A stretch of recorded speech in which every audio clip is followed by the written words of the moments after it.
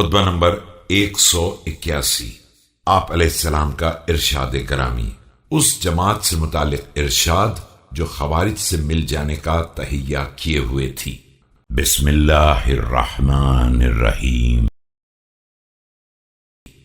وقد أرسل رجلا من أصحابه يعلم له علم أحوال قوم من جند الكوفة قد هموا باللحاق بالخوارج وكانوا على خوف منه عليه السلام فلما عاد إليه الرجل قال له، جب آپ علیہ السلام نے ایک شخص کو کوفے کی اس جماعت کی تحقیق کے لیے بھیجا جو خوارج سے ملنا چاہتی تھی اور حضرت علیہ السلام سے خوف زدہ تھی، اور وہ شخص پلٹ کر آیا تو آپ علیہ السلام نے سوال کیا، أأمنوا فقطنوا أم جبنوا فذعنوا؟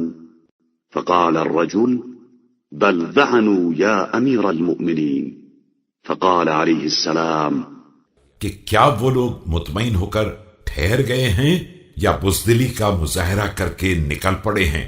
اس نے کہا کہ وہ کوچ کر چکے ہیں، تو آپ علیہ السلام نے فرمایا، بعدا لهم كما بعدت ثمود أما لو أشرعت الأسنة إليهم وصبت السيوف على هاماتهم لقد ندموا على ما كان منهم إن الشيطان اليوم قد استفلهم وهو غدا متبرئ منهم۔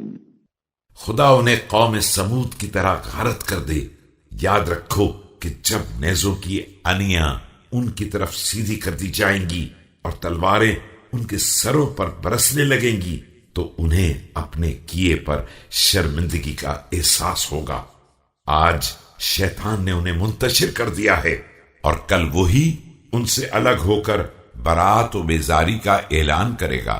ومتخل عنهم فحسبهم بخروجهم من الهدى وارتكاسهم في الضلال والعمى وصدهم عن الحق وجماحهم في التيه۔